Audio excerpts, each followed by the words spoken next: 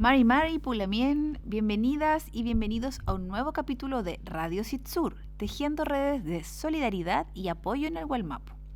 Nuevamente nos encontramos con ustedes, Caco Contreras y Javiera Naranjo, quien está aquí a mi lado. Hola Javi, ¿cómo estás? Hola Caco, ¿bien y tú? Muy bien también. Qué bueno. Yo estoy contenta por este nuevo capítulo de nuestro programa y agradecida por quienes escucharon el primer capítulo de nuestra radio y nos escribieron y comentaron sus impresiones. Sí, así es. Nos pone muy contentas a nosotras y también a todo nuestro equipo saber que están interesadas y interesados en nuestro trabajo y que todo lo que hemos hecho y la información entregada han sido tan bien recibidas por ustedes. Hemos recibido muchos saludos cariñosos a través de redes sociales, también de forma directa y a través de varios mensajes que también han agradecido la información entregada en el primer capítulo. Sí, así que no sean tímidas ni tímidos, escríbanos nomás para contarnos sus impresiones y así nosotras vamos mejorando también. Así es. Bueno, en este segundo programa vamos a abordar un tema complicado que a veces es difícil de conversar, son las consecuencias de la dictadura civil militar y cómo afectó especialmente a las comunidades mapuches en Gualmapu. Sabemos que a veces se vuelve difícil y doloroso trabajar este tema, pero siempre es necesario volver a reflexionar y traerlo nuevamente a la memoria. Así es, nuestra intención en este nuevo capítulo es tratar sobre las voces de la memoria, intentando de alguna manera abrir un espacio para recordar, reflexionar y, por cierto, resistir. Es importante contarles que nuestro trabajo en Sitsur, como lo ha sido durante todo este tiempo, tiene como objeto tocar estos temas, avanzar en estos temas, pero siempre con una mirada desde la perspectiva de los derechos humanos, del máximo respeto a los derechos humanos y además de la perspectiva intercultural especialmente, que es parte de los principios que mueven el trabajo de Sitsur. Entonces, para comenzar este segundo capítulo, vamos a dar paso a nuestra periodista en terreno, Morín Ortiz, quien ha ido hasta la casa de Relmu a conversar sobre los derechos de las infancias. Así que adelante, Morín, con la entrevista.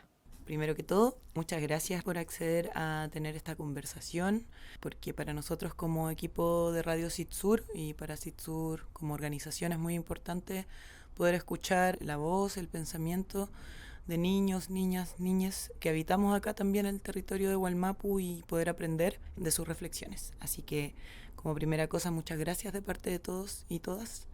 Queremos conocerte, que nos puedas contar, de ti, tu nombre, tu edad, si quieres, dónde habitas, en qué proceso educativo estás y eso, lo que quieras.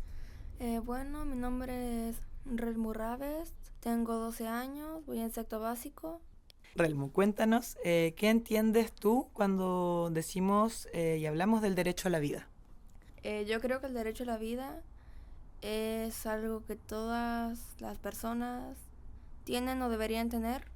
¿Y qué crees que hace que la vida sea bonita, o al menos para ti, qué hace que la vida sea valiosa y sea una vida buena?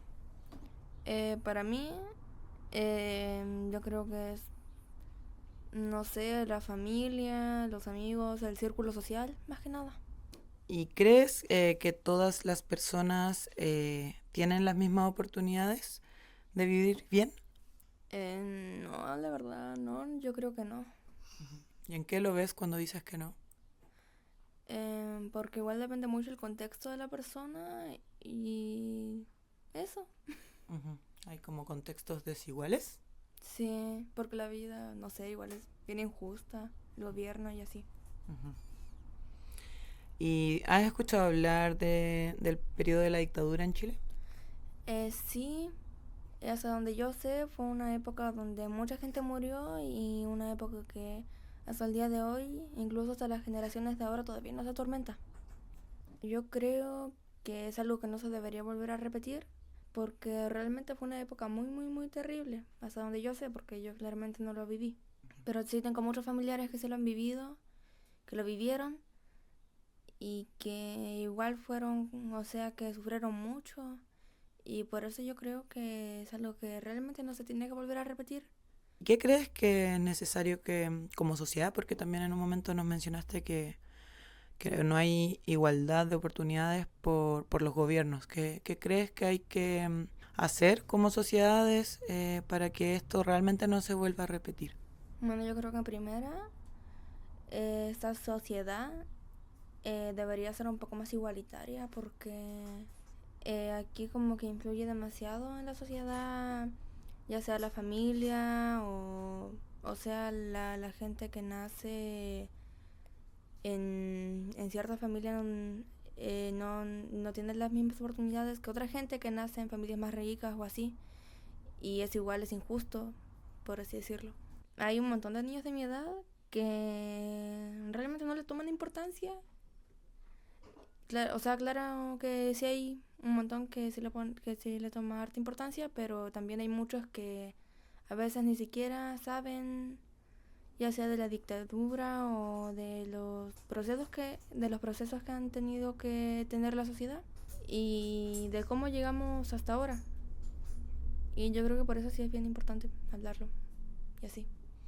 Muchas gracias, Relmo. Muy importante el mensaje que señalas y que se abran las conversaciones, ¿cierto?, con nuestra gente de nuestra misma edad y de pronto con personas mayores también. Eso, muchas gracias por este espacio, por recibirnos acá en tu casa, con tus gatas, tus gatos, tu papá. Muchas gracias a tu mamá también, así que te invitamos a escuchar los programas de Radio Sitzur. Sí, muchas gracias. Adiós. Muchas gracias, Morín, por ir hasta la casa de Relmo a conversar con ella y poder realizar entonces nuestro espacio de infancias, el cual busca conversar con niñas y niños con respecto a sus derechos y cómo se vinculan al programa de nuestro día de hoy. Y bueno, para continuar, queremos contarles que no estamos acá solas con Caco, sino que hemos traído a un invitado. Es uno de los integrantes de nuestra organización, el abogado Sebastián Saavedra, con quien vamos a conversar sobre algunas causas por graves violaciones a los derechos humanos que ha llevado como Sitzur y también como abogado particular. Experiencia que comparte con mi compañera locutora Carolina Contreras, así que hoy me tocará entrevistarlos a ambos. Para hacer una pequeña introducción, les quiero contar que tanto Carolina como Sebastián llevan 15 años dedicados a la persecución penal de causas de violaciones a derechos humanos. Caco a través del Programa de Derechos Humanos del Ministerio de Justicia, del que fue parte hace poquitos meses, y Sebastián como abogado querellante y representante de las familias. Hola Javi, hola Caco, muchas gracias por la invitación. Hola Seba, bueno, gracias por acompañarnos en este segundo programa. Para partir me gustaría leer parte del informe RETIC de 1991 para que ambos me puedan contar y dar su opinión de una frase que se señala en este informe. La frase dice así: en la gran mayoría de estos casos, los familiares de los detenidos mapuche desaparecidos soportaron esta circunstancia prácticamente sin hacer ninguna gestión judicial o de otro tipo para dar con sus familiares. Las causas de esta aparente pasividad pueden haber sido el temor, el desconocimiento de cómo proceder y una fundamental desconfianza en las posibilidades de encontrar satisfacción a sus demandas a través de las instituciones del Estado. Al practicar las detenciones de los mapuche, los aprehensores en varios casos golpearon duramente a los detenidos, incluso frente a sus parientes, algunos de los cuales también fueron maltratados. Sí, bueno, esa frase yo la he utilizado bastante precisamente en mi alegato ante la Corte de Apelaciones de Temuco, puesto que refleja muy bien una situación que es posible vislumbrar en muchos casos en la Araucanía, y ciertamente el informe RETIC goza de una legitimidad importante en nuestro país, toda vez que se trata como un piso mínimo que se estableció con el retorno a la democracia y que fue un intento democrático, en base a lo cual todas las fuerzas políticas de ese momento, en vista a la imposibilidad de poder llevar estos casos ante la justicia, ante los órganos jurisdiccionales, se estableció una comisión administrativa que, si bien no permitió realizar una investigación acuciosa, una investigación judicial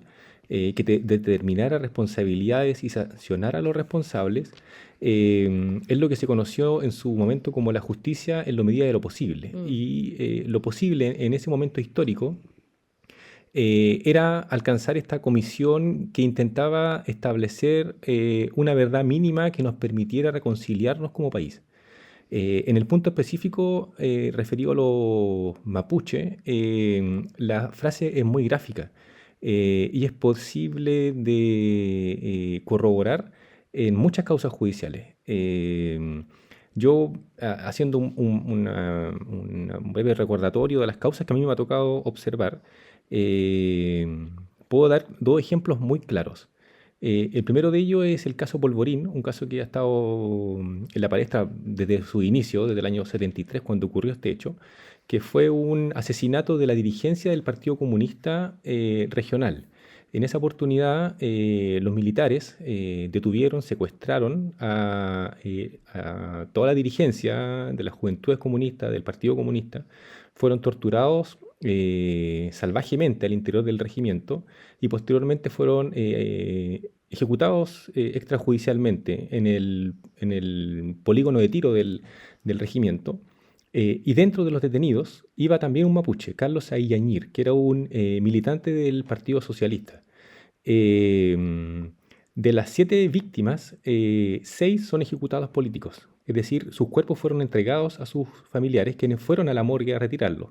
Se consta, por lo tanto, con su certificado de defunción, con el protocolo de autopsia.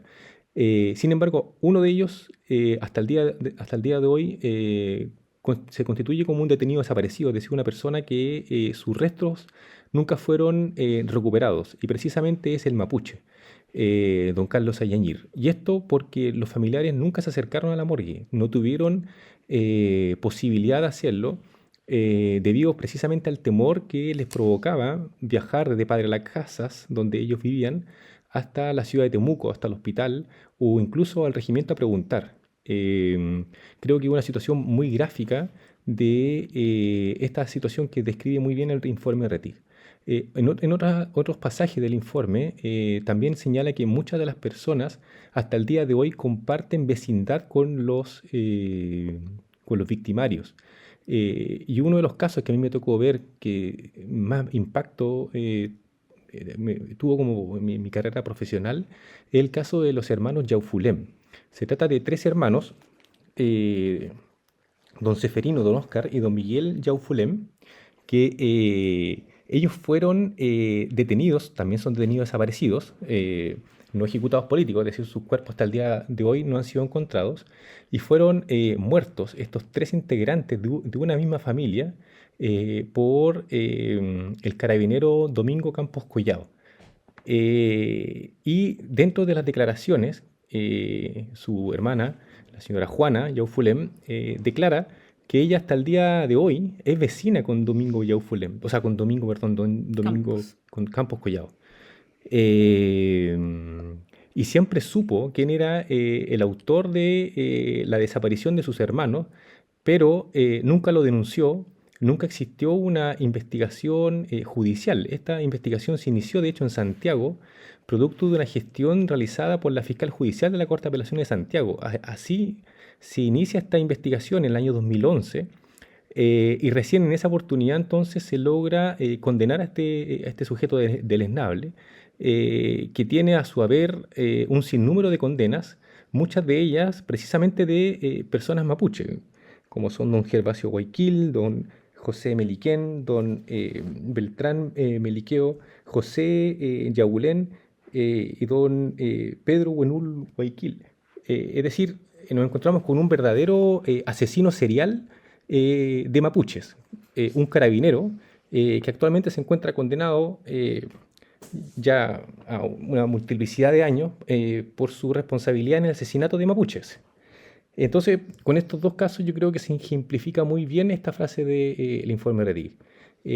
Cómo la represión operó dentro de la Araucanía con una prisma evidentemente racista, que buscaba exterminar derechamente a determinados elementos que eran considerados contrarios no solamente al régimen que se está imponiendo, sino a la cultura que se buscaba imponer, una cultura de un país unitario, de blancos, que rechazaba completamente cualquier otra cosmovisión distinta a lo que se buscaba imponer. Sí, relacionando lo que dice, de lo que habla Seba, y respecto a la frase del informe, también esto denota que esta actuación del Estado en la dictadura, ¿cierto?, de los agentes del Estado, responde a una política que ya lleva cientos de años en Chile. Muchos de los territorios que fueron más fuertemente reprimidos en dictadura fueron los territorios que también fueron más despojados en la época de la instalación del Estado chileno, y también donde en alguna medida se había logrado avanzar en la restitución territorial con la reforma agraria. Es importante señalar que la reforma agraria, en el caso de los mapuches, vino a devolver hasta cierto punto lo que les había sido despojado anteriormente. Entonces, luego de que es el golpe de Estado, lo que hace la dictadura, ¿cierto?, los militares con los civiles que estaban apoyándolos, es quitar esto que se había devuelto y entregarlo nuevamente a los grandes latifundistas y a los que habían sido dueños de la tierra antes de la reforma. Y es por eso que la arista racista es tan clara, porque son estos mismos dueños de fondo, los mismos dueños de los latifundios, los que además colaboran con el ejército y con carabineros en la dictadura. Está súper patente y súper probado en todos los casos judiciales, o en muchos casos judiciales, que los civiles a los que se les había quitado, ¿cierto?, las tierras para devolverlas a los mapuches, fueron quienes, luego del golpe, facilitaron los vehículos a los agentes policiales, y además dieron listado de personas a las que había que eliminar. Entonces ahí está este aspecto evidentemente racista y que tiene que ver también con la posesión de la tierra. Y eso es importante que así quede establecido, y así también quedó en el RETIG, así ha quedado también en las decenas de sentencias judiciales que hay en esta región y que han sido dictadas por el ministro Álvaro Mesa, especialmente, que él lleva las causas de la Araucanía, los ríos, los lagos y Coyhaique, y que ha logrado establecer estas verdades, entre las que está los casos que señala Seba, y que dejan muy en evidencia este actuar racista de esta gente que además quedó de vecinas hasta que declararon incluso en el tribunal. Eran personas que los lamienes vivían a su lado, y que iban a declarar en su contra hace poco, hace, no sé, 10 años atrás. Y bueno, de todas estas causas, Seba igual ya nos adelantó algunas, pero ¿cuáles ustedes sienten que pueden ejemplificar también? Bueno, por una parte, como esta desconfianza que existe desde el mundo mapuche anterior a la dictadura hacia el Estado, que después aumenta debido, como a lo que decías tú, Caco, que en el fondo en la Unidad Popular hay como una ventana donde existe como la posibilidad de confiar en el Estado, pero que después con la dictadura como que viene el doble como de frustración y también de ya como una desconfianza permanente que uno hasta el día de hoy también puede reconocer en el mundo mapuche, y también como casos donde se ve también esta continuidad de este exterminio como de un pueblo, pues, como el genocidio que tiene el Estado chileno desde que se crea y que persiste, y que en el fondo en dictadura de alguna forma el Estado continúa con una acción que ya venía desarrollando desde antes. Sí, hay una causa que Seba nombró a la víctima, don Gervasio Guayquil Calviqueo, que es la causa que, yo trabajando ahí en el programa de Derechos Humanos logramos la condena. El Domingo Campos Collado, que era el carabinero que efectuó esta desaparición, detención y posterior desaparición, está en Punta Peuco cumpliendo condena. Es una causa muy espantosa, en la cual Domingo Campos Collado, siendo carabinero de la comisaría de Lautaro, va hasta la casa de don Gervasio, proceden a detenerlo sin que le haya opuesto ninguna resistencia. Él en ese momento se encontraba junto a su familia, a su señora, la señora Mercedes, y sus 7 hijos. El más pequeño, de unos pocos meses, en brazos de la señora Mercedes. Él es detenido, vivía en una ruca, lo sacan de la ruca y dejan a su familia adentro, a su señora con sus hijos pequeños. Este mismo carabinero tranca la puerta de la ruca y le prende fuego a la ruca.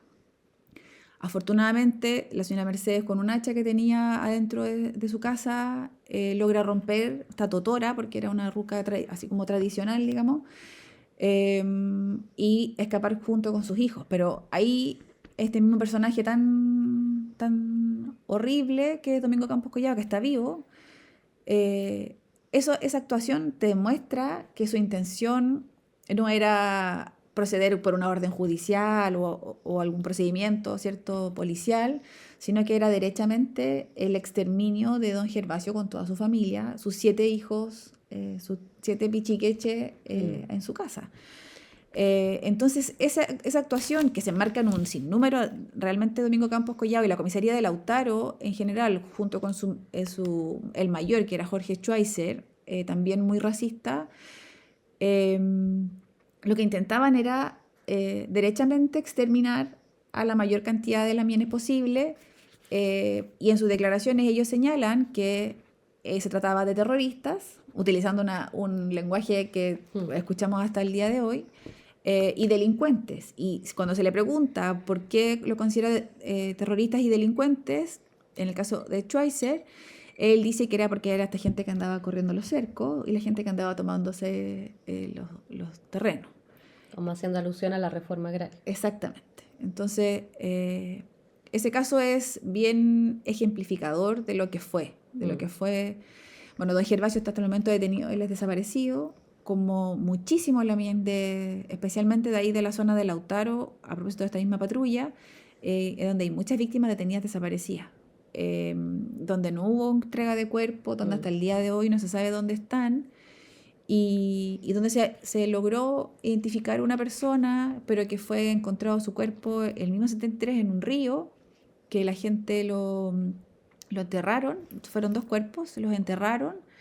El año 93, luego ya estando en democracia, se sacan estos cuerpos del cementerio, se proceden a identificar con un sistema que era como una identificación antropológica que se le llama, que era básicamente por sus vestimentas. Pero ahora, hace como 6 años atrás, se solicita la exhumación nuevamente y con la tecnología del ADN se logra determinar que no eran las personas que habían sido identificadas por este sistema antropológico, digamos, negando nuevamente la identidad de los familiares de quienes habían estado por casi 30 años acompañando, ¿cierto?, en el cementerio. Pero se logró establecer la identidad de uno de esos cuerpos, el señor Catalán, que afortunadamente fue entregado a sus familiares su cuerpo y ya actualmente pueden tenerlo ahí con su identidad correcta. Pero en general, la mayoría de las víctimas son detenidas desaparecidas hasta el día de hoy. ¿Tú, Seba, quieres compartirnos algún otro caso? Sí, me gustaría destacar 2 causas en que se pudieron acreditar judicialmente la existencia de 2 patrullas compuestas por militares y carabineros que recorrieron determinados lugares rurales, obviamente, y donde se procedió a eliminar a determinados sujetos considerados terroristas, cuatreros, etc. Uno muy relacionado con la reforma agraria, que es el caso de Puerto Saavedra, donde fueron ejecutados don Bernardo Nahuelcoy, Francisco Curamil, Mauricio Huenucoy y don Francisco Porma. 2 de ellos eran importantes dirigentes de la zona de Puerto Saavedra, don Bernardo Nahuelcoy y don Francisco Porma, y 2 otros muchachos, un adolescente, Mauricio Huenucoy, que se encontraban durmiendo en la casa patronal de la familia Luer. Pablo Luer se llamaba el latifundista de ese sector. Esta patrulla partió desde la zona de Lautaro, liderada por el capitán Jorge del Río, más 2 patrullas militares. Se apostaron en la comisaría de Puerto Saavedra, comisaría que fue utilizada como centro de detención y tortura, y luego de una investigación sumaria realizada en la ciudad de Puerto Saavedra, se procede a ejecutar a estas 4 personas. Estas personas fueron muertas se las hizo caminar, internarse determinada cantidad de metros dentro del río que estaba desembocando ya en esa altura en el mar. Fueron acribillados y sus cuerpos fueron posteriormente encontrados por lugareños del lugar, flotando, o que el mar devolvía a las playas. En este caso podemos ver la brutalidad y la coordinación que existió para la represión de personas que habían estado involucradas directamente en el proceso de reforma agraria, con lo que se denominó históricamente como el proceso de contrarreforma agraria. En este caso tuvo un destacado rol latifundista, que les otorgó techo, les otorgó comida a los militares para que procedieran y para que ejecutaran a estas personas. Y un segundo caso, que incluso más brutal que es un caso que ocurrió en la zona de Galvarino. En esa zona, en el mes de octubre del año 73, se desarrolló otra patrulla, ¿cómo llamarlo? Una montonera, derechamente, de bandidos, compuesta por militares y carabineros, que recorrieron los campos de Galvarino, dando muerte a 6 personas: don Heriberto Cuellío Naín, don Segundo Lepín Antilaf, don Segundo Nahuel Guayquimil, don Julio Ñirripil, que tenía solo 16 años, don Víctor Yanquín y don Segundo Levío Yaupe.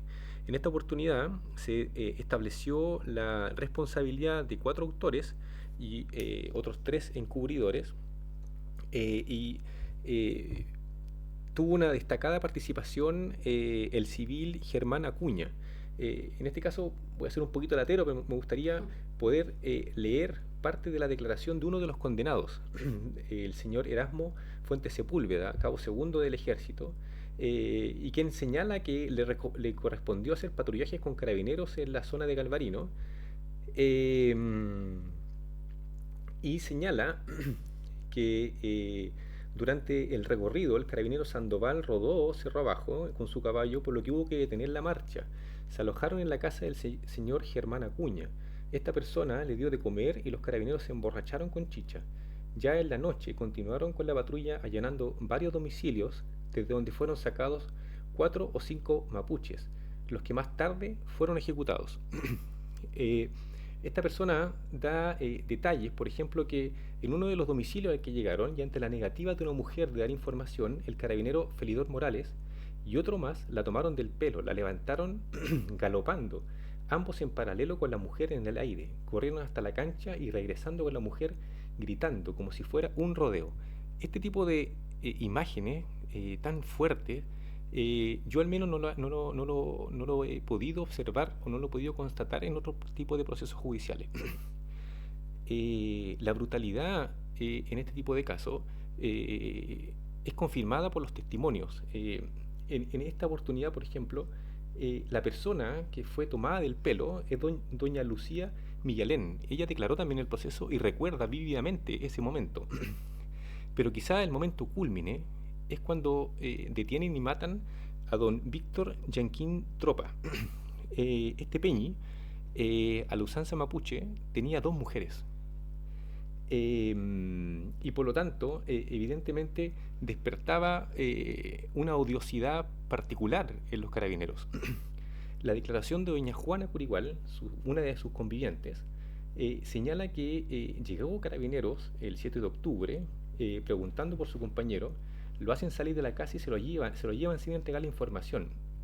Al ir a buscarlo, al día siguiente encuentra el cadáver con impacto de bala, la cabeza estaba partida y sus genitales habían sido cortados. Imagínate, es una imagen brutal de un desprecio pero absoluto por la humanidad, en este caso por un mapuche, que es masacrado y su cuerpo es un testimonio pero latente o ostensible a la brutalidad que puede llegar el racismo, en este caso particular. Yo no conozco otros casos en la Araucanía donde se hayan ejecutado este tipo de comitivas. Es casi como las comitivas de la Operación Cóndor a nivel nacional, aquí a nivel regional, comitivas que hayan desarrollado viajes durante días apoyados por ejército, por carabineros, por particulares, yo no lo he visto salvo en casos mapuche. Todos los casos que me ha tocado observar se trata de eliminaciones de personas selectivas, detenciones políticas determinadas a determinados dirigentes, pero no recorridos a mansalva, con una discriminación tan patente y con actos tan brutales como el caso de don Víctor Jenkins Tropa. Sí, qué fuerte. Sí, bueno, lo que decíamos al principio del programa es que es un tema que es difícil. Por cierto que quizás habrá personas que nos están escuchando y a los que no les haga bien esto, pero es parte de lo que pasó y las personas que cometieron estos delitos, hay algunos que están presos y hay familiares que siguen vivos. Estos testigos, estas señoras, estas lamienes, las curres de las víctimas, sus hijos viven, sus nietos viven, están en esos territorios, algunos siguen viviendo en el campo, están en sus loft, y es importante saber que muchas de las cosas que ocurren hoy día que tienen que ver con la violencia ejercida contra el pueblo mapuche son parte de un continuo histórico donde ha tenido más o menos intensidad, pero esto que describe Seba no es distinto, de hecho es igual a lo que ocurrió en el momento de la ocupación militar de la Araucanía. Y ahí es cuando uno entiende la perspectiva de muchos lamienes que están en resistencia y que entienden esto como un continuo histórico. Claro. Sí, pues hace pensar esto que hablábamos hace un rato con respecto a cómo la colonia o como el colonialismo en el fondo no es una época histórica, sino que es un pensamiento, una ideología que ha sido permanente a lo largo de la historia y cómo en dictadura esto son brutales como las imágenes que cuenta el Seba, y cómo uno podría imaginar que ocurrió, como dices tú, no sé, al comienzo de la ocupación de la Araucanía, algo hace, no sé, 50 años, y cómo de repente esa violencia persiste, como lo que dices tú, de que son detenidos desaparecidos. O sea, las familias todavía no saben dónde están sus cuerpos, y eso sabemos como la tristeza y el pesar que genera en familias completas. Y me gustaría preguntarles con respecto a esto mismo sobre el tema de la interculturalidad en la justicia. Ustedes, como con estos 15 años que llevan de experiencia y como todas las cosas que han investigado y en las que han trabajado, ¿piensan que es posible a través de una búsqueda de justicia en tribunales que se pueda como superar este racismo que existe o que pueda hacer un aporte a esta superación? Bueno, en particular yo siempre trato de pensar que sí, pensar que la justicia sí es un aporte para la superación de este tipo de problemáticas.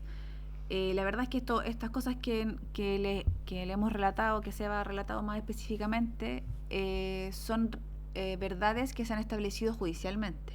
Más allá de que muchos de los lamienes lo habían relatado, la verdad es que esto quedó asentado y que están confirmadas por la Corte Suprema. Como ya les había dicho, esta gente está presa, los que están vivos continúan cumpliendo sus condenas. Y por cierto, hay un reconocimiento también en las sentencias de que esto ocurrió en cierta medida por la calidad de indígenas o de mapuche de las víctimas. Además, hay ciertos esfuerzos colectivos de agrupaciones, de académicos también, que han intentado hacer esta perspectiva intercultural de la represión.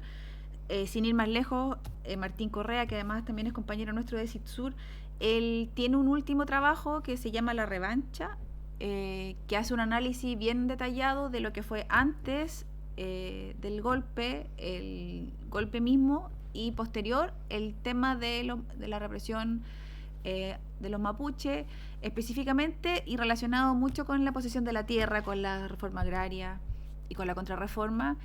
Y poner eso de forma patente, que quede establecido como históricamente también, creo que sí puede ayudar a entender que fueron actuaciones racistas, y también teniendo eso como patente, poder superarlo. Eh, Además, y eso yo lo sé por mi ex pega, es que el Plan Nacional de Búsqueda tiene una perspectiva intercultural, pensando en cómo buscar y cómo reparar a las víctimas mapuche, porque sabemos que este efecto de estos actos fueron personales, familiares, pero fueron en gran parte también comunitarios. Esto que haber tenido a los vecinos que eran los mismos agentes viviendo al lado, o que podían ser autoridades, las víctimas, también tuvo repercusiones a nivel de los LOF comunitarios, de la historia de los territorios, y que eso quede como establecido también, creo que puede ser útil para la interculturalidad. Yo pienso que el derecho como elemento cultural no es un elemento de vanguardia. No se van a cambiar conductas mediante el derecho. El derecho está hecho para otro tipo de situaciones. El derecho está hecho para recoger precisamente los avances sociales. Y creo que por lo tanto el derecho va detrás de los cambios culturales. Ahora, obviamente, es necesario tironear el derecho, más que pensar en la justicia como un resguardo como una forma de hacer que la sociedad avance. Yo creo que la postura tiene que ser al contrario, al revés. Es la sociedad la que va haciendo avanzar el derecho.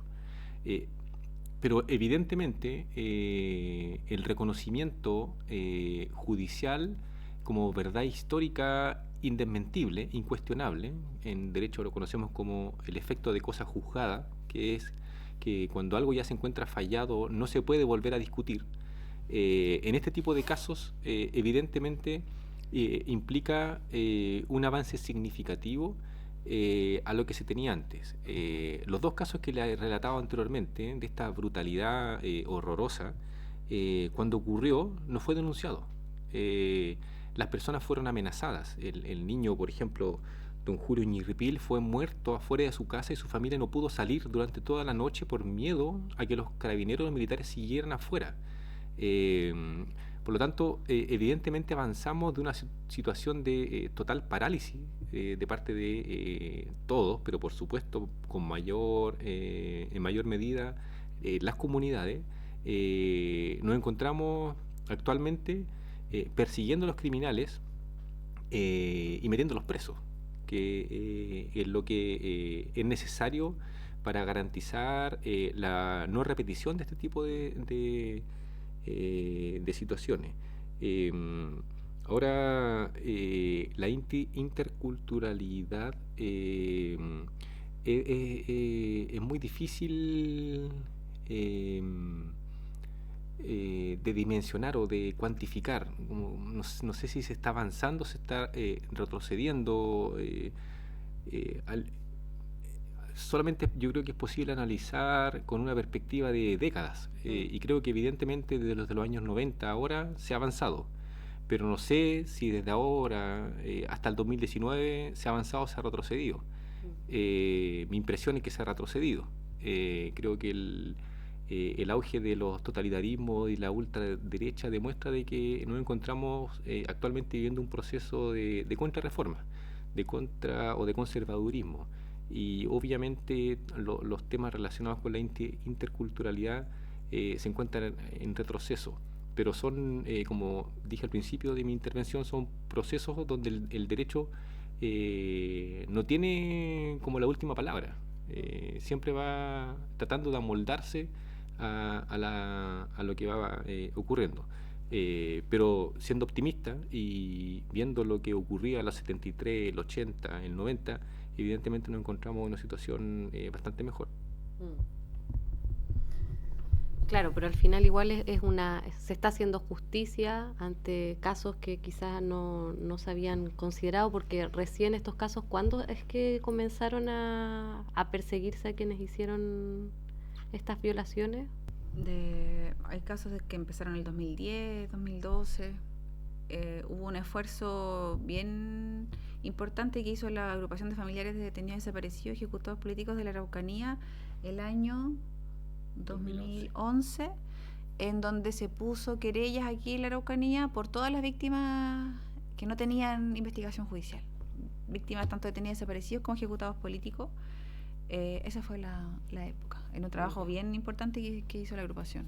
Claro, porque se visibilizó de alguna forma causas que no habían sido nunca investigadas, claro. Solamente por RETIC, pero que RETIC fue una investigación administrativa, en cambio acá investigaciones judiciales, que tienen aparejado todos los recursos del Estado y además eventuales condenas, procesamiento. Claro, es como una justicia que llega tarde, pero también de alguna manera da cierta calma y también hace un acto de reparación ante estas familias y comunidades. Así es. Bueno, vamos a despedir a Seba para nosotras seguir aquí en nuestro programa. No sé si quieres también decir algunas palabras para despedirte. Bueno, muchas gracias por la invitación. Estos temas siempre son tristes de hablar, pese a los años que han pasado desde los alegatos que he realizado en estas causas. Volver a recordarla siempre es un poquito difícil, y no me quiero ni imaginar lo que significa para las familias. Yo solo con recordar el expediente, sin siquiera haber visto los rostros de los condenados, me invade una rabia y una desesperanza importante.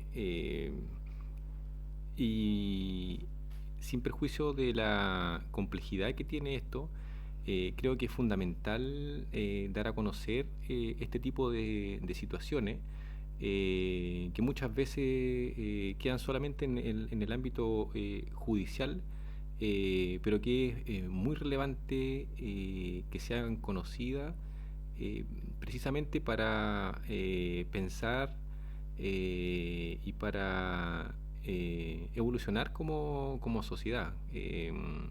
Buscar que este tipo de situaciones no vuelvan a repetirse, y saber que no se trata de hechos o crímenes que ocurrieron en el siglo XIX, son situaciones que ocurrieron hace un par de décadas atrás, y que permiten entender de mejor forma el racismo que actualmente se vive en la región.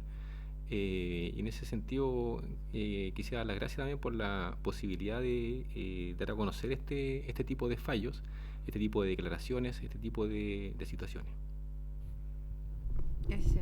Gracias, Seba. Y bueno, esa es la idea un poco de nuestro programa de radio, poder contar del trabajo que hace CITSUR desde otras perspectivas, que no quede solamente en lo judicial, que de pronto se vuelve un tema más técnico, quizás más específico, como entre abogados, sino poder compartir esta información y estos avances también, y el trabajo que hacen, que es muy valeroso y muy importante compartirlo con más personas para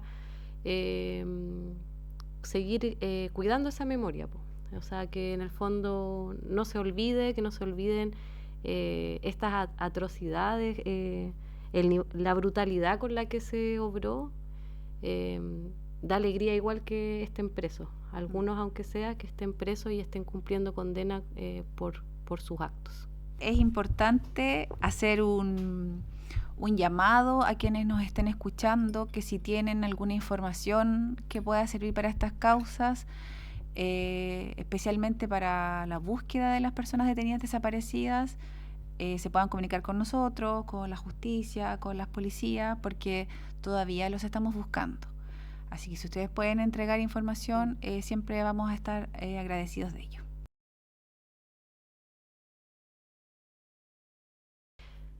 Ya, vamos a continuar el programa. Vamos a abrir el espacio de Red de Productores.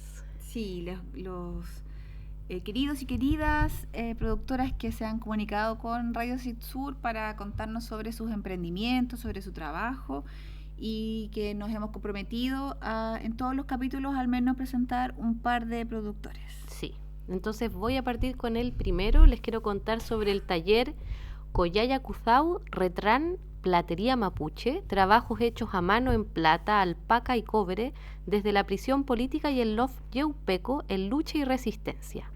Pueden encontrar su trabajo en Facebook e Instagram como Taller Coyaya Cuzao. La persona que está atrás de este trabajo es la lamiel Lisette Melillán, a quien pueden contactar en el siguiente teléfono: 9919-12384. Se los voy a repetir: 9919-12384. También les queremos presentar a los amigos y amigas de Cucangüe. Cucangüe hace trabajos en cuero, tejidos de lana natural, joyería mapuche en plata, estampados y creaciones con identidad mapuche. De una familia mapuche del Love Quinquén que a través de su Cusau llevan la cultura y la historia a muchos lugares del mundo. Les pueden encontrar en Instagram en @cucangüe, las dos con K y W, Cucangüe, y en el teléfono más 569 44525112. Teléfono más 569 44525112.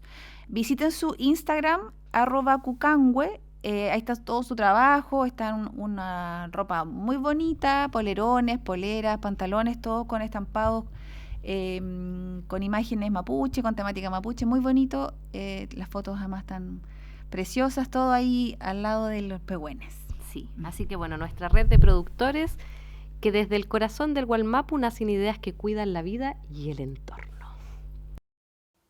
Y bueno, antes de terminar este capítulo, queremos contarles que la segunda temporada de Radio Sur está siendo transmitida por una red de radios comunitarias.